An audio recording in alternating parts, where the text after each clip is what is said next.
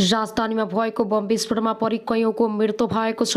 राजधानी मोगादिसुमा बिहीबार बिहान भएको विस्फोटमा परि कैयौं व्यक्तिको मृत्यु हुनका साथै अन्य केही घाइते भएको प्रहरी र प्रत्यक्षदर्शीले बताएका छन्। सिंहासनसँग कुराकानी गर्दै नाम नखुलाइकन एक प्रहरी अधिकारीले मोगादिसुको जक्सन नजिकै भएको विस्फोटमा धेरै हताहत भएको बताएका छन्। प्रहरीका अनुसार उक्त घटनामा विद्यार्थी सहित थुप्रै हताहत भएको र घटनाको विस्तृत विवरण पछि दिइने जनाएको छ। त्यसैगरी प्रत्यक्षदर्शीले होडान जिल्लामा ठूलो विस्फोटको आवाज सुनेको र केही भवनहरूमा क्षति पुगेको बताएका छन्। आक्रमणको जिम्मेवारी अहिलेसम्म कुनै समूहले लिएको छैन। अब आउनु सर्को समाचारतर्फ लागौं। अमेरिकासँग ऋण र अनुदान सहयोग नलिने भन्ने कुरै हुँदैन दाहाल। नेकपा माओवादी अध्यक्ष पुष्पकमल दाहालले सर्वोच्च अदालतमा देखिएको समस्याले केही दिनभित्रै समाधान हुने बताएका छन्। उनले सर्वोच्च अदालत जस्ता गरिमामय संस्थामा समस्या देखिनु राम्रो नभएकोले छिटो भन्दा छिटो समाधान हुनुपर्ने बताएका छन्। बुधबार कैलाली विमानस्थलमा पत्रकारहरूसँगको कुराकानीमा अध्यक्ष दाहालले सकपर अदालत आफैले समस्या समाधान गर्नुपर्ने सरकारमा रहेका गठबन्धन दलहरूले सोचिरहेको बताउँदै उनले सम्भव नभई गठबन्धनको बैठक बसेर यसबारे के गर्ने भन्ने छलफल गरेर निकायका लागि पहल गरिने बताएका छन्। सर्वोच्चको समस्या ठूलो समस्या हुन्छ भन्ने लागेको छैन। उनले भने अध्यक्ष दाहालले एमसीसीका सम्बन्धमा हालै अमेरिकी विदेश सहायक मन्त्री नेपाल आएका बखत यसबारे खुलेरै छलफल भएको बताए। अमेरिकासँग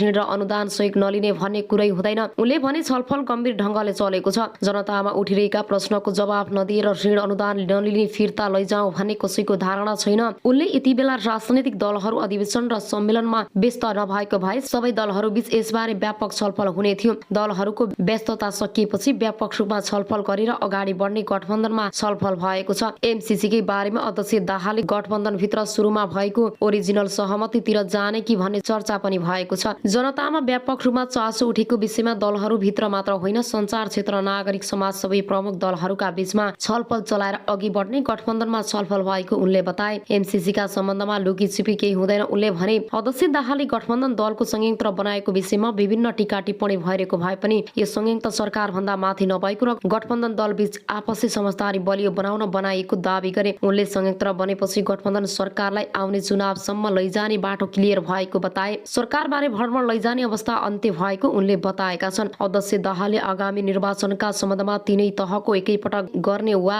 पहिले संघीय सदस्यको निर्वाचन गरेर पछि स्थानीय तहको गर्ने वा स्थानीय निर्वाचनपछि अन्य निर्वाचन गर्ने भन्ने बारे छलफल भइरहेको बताए। कैलालीको भजनी नगरपालिका लगायतका ठाउँमा हुने कार्यक्रमका लागि धनगढी आइपुगेका दाहालले प्रदेश सरकार बारेमा कुनै कुरा नउठेको बताए। अहिले सरकार यताउता गर्ने चर्चा चलेको छैन उनले भने। अब आउनुहोस् अर्को समाचारतर्फ लागौं। राप्रपा अध्यक्षमा हारेपछि पूर्व राजा ज्ञानेन्द्र शाही विरुद्ध कमल थापाको आक्रोश भएको छ। पूर्व राजा र राजवादीहरूसँग संलग्न राष्ट्रिय प्रजातन्त्र पार्टीमा 2063 यता कमल थापाको एक छत्र राजमा राजेन्द्र लिङदेवले तोकेका छन्। काठमाडौँ 4 दिनदेखि जारी एकता महाधिवेशनमा थापालाई झापाले नेता राजेन्द्र लिङदेवले पराजित गरेका छन्। यता थापाले अध्यक्षमा पराजित भएको दोषी सिधै पूर्व राजा ज्ञानेन्द्र शाहमाथि थोपारेका छन्। प्रजातान्त्रिक मूल्य र मान्यता आत्मसात गर्दै राप्रपा अध्यक्ष पदको निर्वाचनमा भएको पराजय सहर्ष स्वीकार गर्दछु थापाले भनेका छन्। निर्वाचित अध्यक्ष राजेन्द्र लिङदेवलाई बधाई तथा शुभकामना। उनले अध्यक्षमा पराजित भए पनि प्रतिकूल परिस्थितिमा समेत विश्वास र भरोसा गर्ने पार्टीका सबैप्रति आभार व्यक्त गरेका छन्। तर थापाले आफूलाई शाही शासनका बेला सत्ताको बागडोर सुम्पिने ज्ञानेन्द्र शाहमाथि आक्रोश पोखेका छन्। उनले राप्रपाको चुनावमा निर्मल निवासमा बसेर शाहले हस्तक्षेप गरेको आरोप लगाएका छन्। पार्टीको आन्तरिक प्रतिस्पर्धामा निर्मल निवासको नाङको हस्तक्षेपको भत्सना गर्दछु उनले भनेका छन्। बधाई छ ज्ञानेन्द्र शाह अनि धन्यवाद पनि मैले राहत र उन्मुक्ति पाएको छु। उनले राप्रपा अध्यक्षमा हारेपछि सिङ्गो मुलुक गणतन्त्रमा हुँदा पनि कफन बाँधेर राज संस्था बोक्दै हिँडेको पुरस्कार पाएको पनि गुनासो गरेका छन्। सिङ्गो मुलुक गणतन्त्रमा भएको बेला शिखर कफन बाँधेर 2063 सालदेखि राज संस्था बोकेर हिँडेको पुरस्कार आज पाइयो उनले भनेका छन्। उक्त एजेन्डाको मूल संवाहकलाई राजनीतिक रूपमा समाप्त पार्न गरिएको चेष्टाले राजाको भलो होस्। अब आउनु सरको समाचारतर्फ लागौं। राप्रपा विवादको चुरुक ज्ञानेन्द्रलाई राजा बन्न हतारो। राष्ट्रिय प्रजातन्त्र पार्टी महाधिवेशन महासंग्राममा छ। कमल थापा र राजेन्द्र लिङदेनले आफ्नो नेतृत्वमा प्यानल बनाएर भोट मागिरहेका छन्। शनिबार हुने मतदान कसले अध्यक्ष जित्ला भन्ने कौतूहल पार्टीभित्र र बाहिर दुवैतिर छ। तर थापा र लिङदेन बीच चुनावी भिडन्तको तयारी भइरहेका बेला एउटा प्रश्न चाहिँ निरुत्तरित छ। हिन्दू राष्ट्र र राजतन्त्रको एजेन्डामा एकै ठाउँ उभिएका यी दुई समूहबीच विवाद चाहिँ केमा परेको होला। 3 दिन अघि रातो पार्टीले राप्रपा नेता कमल थापालाई अन्तर्वार्ताका क्रममा सोधेको थियो, राजेन्द्र लिङदेव र तपाईँ बीच नेतृत्वको मात्र विवाद हो कि पार्टीको लाइन कार्यदिशा कार्यनीतिका सम्बन्ध सम्बन्धमा पनि अन्तर विरोध देखा परेको हो। जवाफमा थापाले भनेका थिए, विचारमा कुनै भिन्नता छैन, हामीले जुन विचारलाई लिएर अगाडि बढिरहेका छौँ त्यो विचारमा पनि कसैले निष्ठामा शंका गर्न चाहन्न, तर भविष्यमा पार्टीको कार्यनीतिका बारेमा भने केही भिन्नता हुन सक्छ, तर वैचारिक रूपमा त्यस्तो कुरा भिन्नता छैन। त्यसैगरी रातो पार्टीले अध्यक्षका अर्का प्रत्याशी लिङदेवलाई पनि सोधेको थियो, पुस्ता रहर हुनु पर्यो, तपाईको एउटा माग सुनिएको, वैचारिक एजेन्डामा चाहिँ कमल थापा र तपाईँ बीच के फरक पर्यो र बेग्लै उम्मेदवारी घोषणा गर्नु पर्यो। राजेन्द्र लिङदेवलाई पनि सोधेको थियो, पुस्ता हस्तान्तरण हुनु पर्यो। लिङदेवको जवाब पनि कमल थापाको जस्तै थियो। उनले भने वैचारिक भिन्नता छैन, तर त्यो वैचारिक मान्यता स्थापित गर्ने र त्यसलाई प्राप्त गर्ने सवालमा उहाँको कार्यशैलीमा अहिले जुन ढङ्गले उहाँको राष्ट्रिय प्रजातन्त्र पार्टीलाई अगाडि लगिराख्नु भएको छ र जुन कार्यशैलीबाट उहाँले काम गरिराख्नु भएको छ त्यो बाटोबाट कुनै दिन हाम्रो वैचारिक मान्यतामा स्थापित हुन्छ भन्ने त तफसिलको कुरा भयो। त्यो बाटोबाट त राष्ट्रिय प्रजातन्त्र पार्टी नै रहन्छ कि रहँदैन भन्ने खतरा पैदा भयो। लिङदेवले कमल थापासँग आफूलाई भिन्नता छुट्याउँदै अगाडि भने, हाम्रा राजनीतिक एजेन्डाहरू स्थापना गर्ने हाम्रो आगामी लक्ष्य हो र यसको प्रस्थान बिन्दुका रूपमा हामीले नेतृत्व परिवर्तनलाई लिएका छौँ। यो हाम्रो पहिलो स्टेप अर्थात् माइलस्टोन हो। राष्ट्रिय प्रजातन्त्र पार्टी आफ्नो जीवनको सबभन्दा कमजोर अवस्था छ। राप्रपा भित्रका केही मान्छेहरूको कुरा मात्रै होइन, राप्रपा भन्दा बाहिर पनि राप्रपा भन्दा ठूलो संख्या राजा चाहिन्छ, हिन्दू राष्ट्र चाहिन्छ भन्ने मानिसहरू छन्। भोलि आफ्नो चुनावमा राष्ट्रिय प्रजातन्त्र पार्टीलाई ठूलो पार्टी बनाउन सकिन्छ। राजेन्द्र लिङदेवको पछिबाट महामन्त्रीमा उम्मेद्वार बनेका अर्का नेता धवल शमशेर जबराले रातो पार्टीसँगको कुराकानीमा भनेका छन्, कमल थापा हामीले मानिरहेको अध्यक्ष हो, हामीलाई केही आपत्ति थिएन। 10औं वर्षदेखि मान्दै आएको मान्छेलाई मान्न केही समस्या थिएन, तर अब उहाँलाई नेपाली जनताको पछ्याउने भए, उहाँको नाम लिएर पार्टी अगाडि बढ्न नसक्ने भए, उहाँले नेतृत्व गरेको पार्टीमा जनताले भोट नहालिदिने भयो, उहाँले नेतृत्व गरेको पार्टीमा जनताले भोट नहाल्ने भएपछि हामीले कसरी चुनावमा जाने भन्ने कुरा, त्यसकारण पनि नेतृत्व परिवर्तनको कुरा आएको हो। नेताहरूका कुरा सुन्दा राप्रपाको एजेन्डा राजतन्त्र, हिन्दू राष्ट्र र संहिताको खारेजीमा दुवै पक्ष एकै ठाउँमा छन्, तर त्यसलाई प्राप्त गर्ने बाटो के हो भन्नेमा चाहिँ विवाद देखिएको छ। स्रोतका अनुसार राजेन्द्र लिङदेव पछिका नेताहरू आज राजा आऊ देश बचाऊ भन्दै तत्कालै सडक आन्दोलन थालिहाल्ने लाइनमा छन्। ज्ञानेन्द्रको फोटो टाँसेर देशैभरि आन्दोलनमा उत्रिनुपर्छ र राजावादी जनमत आफूतिर आकर्षित हुन गई भोट बढाउन सकिन्छ भन्ने लिङदेन पछिको कार्यदिशा रहेको बुझिन्छ। यसरी राजा आऊ देश बचाऊ भन्दै सडक आन्दोलनमा उत्रदा राप्रपा बाहिरका जोगी नेता र वकिलहरूलाई पनि साथमा लिएर अघि बढाउनु पर्ने लिङदेव पछिको सोच रहेको नेताहरू बताउँछन्। जस्तो अधिवक्ता बालकृष्ण नेउपानेदेखि लिएर सहमतिमा आएको खण्डमा ज्ञानेन्द्र साईसम्म साथमा लिएर अघि बढ्नुपर्ने र धर्मगुरुहरूलाई पनि सडकमा उतार्नुपर्ने उग्र लाइन लिङदेन पछिको रहेको नेताहरू बताउँछन्। राजा आऊ देश बचाऊ भन्दै सडक तताउने कार्यनीतिमा पूर्व राजा ज्ञानेन्द्र र भारत हिन्दू स्वयंसेवक आरएनएसको समेत रुचि रहेको राप्रपा नेताहरूको भनाइ छ। उता कमल थापा चाहिँ सडकमा राजाको फोटो उत्रिँदैमा राजतन्त्र पुनः स्थापना नहुने अडानमा रहेको उनी निकट नेताहरू बताउँछन्। जनताले राप्रपालाई ठूलो दलका रूपमा स्वीकारेपछि र काठमाडौँ एक लाम मानिसले उत्रने जनसङ्ख्या माग्ने अवस्था आएपछि बल्ल संवैधानिक बाटोबाटै राज संस्था फर्काउने सकिने थापाको लाइन रहेको उनी निकट नेताहरूको भनाइ छ। 2-4 जनाले चाहँदैमा र हल्ला माग्दैमा राज संस्था नफर्कने थापाले बताएपछि उग्र राजवादीहरूले लिङदेवलाई अगाडि सारेको एक नेताले रातो पार्टीलाई बताएका छन्। पूर्व राजा ज्ञानेन्द्रसँग निकट रहेका निर्मल निवासका मानिसहरूले राप्रपालाई फुटाउने उद्देश्यले राजेन्द्र लिङदेवलाई अगाडि सारेको गुनासो थापा पछिको नेताहरूको छ। कमल थापा निकट एक नेताले रातो पार्टीसँग भने, उमेरका कारणले हो कि किन हो, राजालाई गद्दीमा फर्कन हतार लागे जस्तो देखिन्छ, तर समय नआइकन कसैको हतारो मात्रै सङ्घ संस्था फर्कन सक्दैन, त्यसका लागि धैर्यतापूर्वक राजनीतिक शक्ति आर्जन गर्नुपर्छ।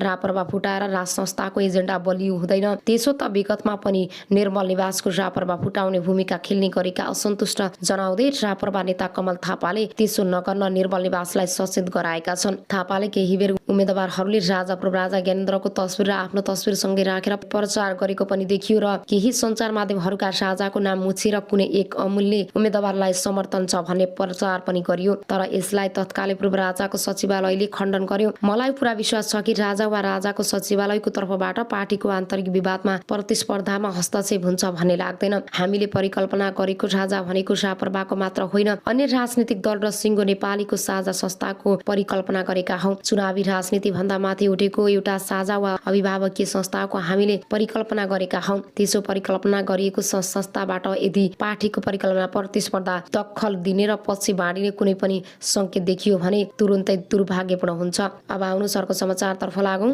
भ्रष्टाचारको अखण्ड सबै पदाधिकारी विवादित भएका छन्। जनताको उपचार गर्न र चिकित्सक उत्पादन गर्न पूर्वी नेपालको धरानमा स्थापित बीपी कोइराला स्वास्थ्य विज्ञान प्रतिष्ठान भ्रष्टाचारको अखण्ड बनेको छ। मुलुकको पहिलो जननिर्वाचित प्रधानमन्त्री बीपी कोइरालाको नाममा स्थापित विश्वविद्यालयको निकासा पछिल्लो 2 वर्षको अवधिमा 3 उपकुलपति भ्रष्टाचारको आरोपमा मुछिनेले त्यही सङ्केत गर्छ। 2076 साल असार 26 गते प्रतिष्ठानका तत्कालीन उपकुलपति प्रा डाक्टर राजकुमार श्रैनियार 8 लाख रुपियाँ घुससहित पक्राउ परे। प्रतिष्ठानको भवन निर्माणले ठेक्काको कमिसन लिने क्रममा उनी निवासबाट पक्राउ परेका थिए। त्यसको 3 सातापछि अघिल्ला उपकुलपति बलभद्र प्रसाद दासमाथि 4 करोड भ्रष्टाचार मुद्दा लाग्यो। दुवै मुद्दा विशेष अदालतमा विचाराधीन भएका बेला नयाँ पदाधिकारीहरू पनि रत्तिभर डराएनन्, अनियमितता गरिरहे। सरकारले गठन गरेको कार्यदलले उपकुलपति ज्ञानेन्द्र गिरी भ्रष्टाचारको आरोपबाट उम्किन नसक्ने गरी सरकारलाई मङ्गलबार प्रतिवेदन बुझाइसकेको छ। अख्तियारले गम्भीर रूपमा छानबिन गर्ने हो भने अहिलेका उपकुलपति गिरी सहितका पदाधिकारी जोडिने ठाउँ नै छैन। कार्यदलका एक सदस्यले अनलाइन खबरसँग भने राजनीतिको आडमा नियुक्ति भएपछि मलाई जे गर्न पछि छुट हुन्छ भन्ने सोचले यस्तो अवस्थामा पुर्याएको हो। उनी आफू त बदनाम भए संस्था समेत खराएसी बनाए। स्त्री रोग विशेषज्ञ समेत रहेका प्र डाक्टर मोहन चन्द्र रेग्मी फिस्टुलालाई रोग विशेषज्ञ हुन विशेषज्ञहरूको समुदायमा उनी राम्रा प्राचीन व्यक्तिको रूपमा चिनिन्छन्। बीपी कोइराला स्वास्थ्य विज्ञान प्रतिष्ठानमा कार्यरत रहेका उनलाई कता कता कार्यकारी र व्यवस्थापनका पदमा जाने महत्त्वाकांक्षा बढ्यो। प्रतिष्ठानका उपकुलपति डाक्टर ज्ञानेन्द्र गिरीसँग हिमचिम बढाएका उनले सुरुमा अस्पतालका निर्देशकको पद ताकेका थिए। अस्पतालका निर्देशक गौरी शङ्कर शाह आफैमा योग्य नभएको जानकारहरू बताउँछन्। उपकुलपति गिरीको साथमा शाहलाई पदमुक्त गरेर अस्पताल निर्देशक पदमा जाने रेग्मीको प्रयास सफल हुन सकेनन्, तर त्योभन्दा माथिल्लो रजिस्टर बन्न सफल भए। सुरुमा उपकुलपतिसँग मिलेर काम गर्नुभयो, पछि अधिकारहरू नदिएपछि विरोधमा उत्रिनु भयो। प्रतिष्ठान स्रोतले भन्यो त्यत्रो राम्रो छवि बनाएको मान्छे बेकारमा अनियमितता र जालझेलको मतियारको रूपमा मुछिनु भयो। अहिले अख्तियारमा रेग्मीमाथि समेत छानबिन चलिरहेको छ। प्रतिष्ठानका उपकुलपति ज्ञानेन्द्र गिरीको किस्सा अझै रोचक छ। लामो समय कोशी अञ्चल अस्पताल विराटनगरका काम गरेका गिरीले सेवाकालको अन्तराधीर सुनिल शर्माहरूसँग मिलेर नोभेल मेडिकल कलेज खोलेर संस्थापक अध्ययन पनि भए। शर्माको समूहले चेपुवामा पारेपछि उनी कौडीको भावमा शेर बेच्ने बाध्य भए। त्यसपछि गिरीले अख्तियारका तत्कालीन प्रमुख लोकमान सिंह कार्कीका नातेदारसँग मिलेर विराट मेडिकल कलेज खोले। लोकमानको शक्तिको आडमा विराट मेडिकल कलेजले काठमाडौँ विश्वविद्यालयबाट विस्तारित कार्यक्रममा नाममा सम्बन्ध पार्यो। गिरी काङ्ग्रेस नेता शेखर कोइरालाका नजिकका कार्यकर्ता थिए। प्रतिनिधि सभा निर्वाचन 2074मा काङ्ग्रेसले सुनिल शर्मा मोरङ 3मा उम्मेदवार बनाएपछि गिरी कोइरालासँग मिचिए। आफ्नो पुरानो पद्धतिलाई टिकट दिएको झोकमा उनले सुनिल शर्माका प्रतिस्पर्धा उम्मेदवार बनेका नेकपा एमाले नेता भानुभक्त ढकाललाई निर्वाचनमा सघाए। त्यति बेला गिरीले ढकाललाई सबै रूपमा सहयोग गरेको जानकारहरू बताउँछन्। वाम गठबन्धनको सरकार बन्यो। तत्कालीन प्रधानमन्त्री केपी शर्मा ओलीले ढकाललाई 28 साउन 2074मा कानुन मन्त्री बनाए, तर 4 मङ्सिर 2076मा ढकाल स्वास्थ्यमा आएपछि चुनावमा गरेको सहयोगको गुण तिर्नै गिरीलाई प्रतिष्ठानको उपकुलपति बनाएका थिए। राजनीतिको आडमा पदमा पुगेका उपकुलपति गिरीले प्रतिष्ठानमा मनोमानी गर्न थाले। उनलाई कुनै शक्ति, प्राज्ञिक र आर्थिक अनुशासन जरुरी थिएन। आफ्नो समर्थन गर्ने ठानेर उनले विश्वविद्यालयमा कार्यरत डाक्टर महेश चन्द्र रेग्मीलाई रजिस्ट्रारमा नियुक्त गर्न स्वास्थ्य मन्त्री ढकाललाई सिफारिस गरे र नियुक्ति पनि दिए। उनी अहिले प्राध्यापक पद जबरजस्ती लिएको आरोपमा फँसेका छन्। प्रतिष्ठानमा कार्यरत आन्दोलनरत चिकित्सक तथा अध्ययन कार्यदलका सदस्यका अनुसार हाल बीपीमा रहेका सबै पदाधिकारीहरू विवादित बनेका छन्। तुलनात्मक रूपमा राम्रो छवि मानिएका रेजिस्ट्रार डाक्टर गुरुप्रसाद खनाल पनि नियमित उपकुलपति हुँदा अनेक विवादास्पद निर्णयमा संलग्न रहेको पाइएको छ। कुनै प्राज्ञिक पृष्ठभूमि नभएका अस्पताल निर्देशक डाक्टर गौरी शङ्कर शाह खरिदमा मात्रै रुचि राख्ने पदाधिकारी मानिन्छन्। प्रतिष्ठान स्रोतले भन्यो प्रशासनिक दक्षता नभए पनि उनलाई खरिदको काम र कमाई हुने क्षेत्रमा औधी रुचि छ। उनको पदावधि केही महिना बाँकी छ। दलीय भागभण्डा र शक्तिको आडमा नियुक्ति हुनेहरूले मनोमानी गरेर संस्थालाई बिगार्ने काम गरे। प्रतिष्ठानको आन्दोलनरत सङ्घर्ष समितिका संयोजक डाक्टर एसपी सिमाल भन्छन् नियुक्ति गर्दा नै राजनीतिक स्वार्थमा पनि पदाधिकारी सिफारिस हुने गरेको छ। उनीहरूले शक्तिको आडमा अनियमितता गर्ने कुनै नौलो कुरा भएन।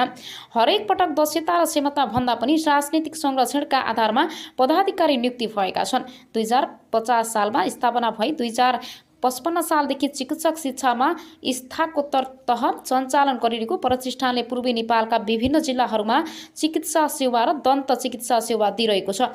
आफ्नो क्षमताको 3 गुणासम्म बिरामी जाँच्ने अस्पताल भएको प्रतिष्ठानको पछिल्लो समय आम्दानी घट्दो क्रममा छ। शैक्षिक गुणस्तर खसेको छ। नियमित जसो आर्थिक नियमितता हुने गरेको छ। प्राज्ञिक काम कारबाही तहस नहस छ भने अस्पतालमा बिरामी फेरेर रेफर गरेर कमिसन लिने प्रवृत्ति मौलाएको छ। पदाधिकारीहरूको असहमतदारी र झैझगडाले स्थिति झन तनावपूर्ण बनेको छ।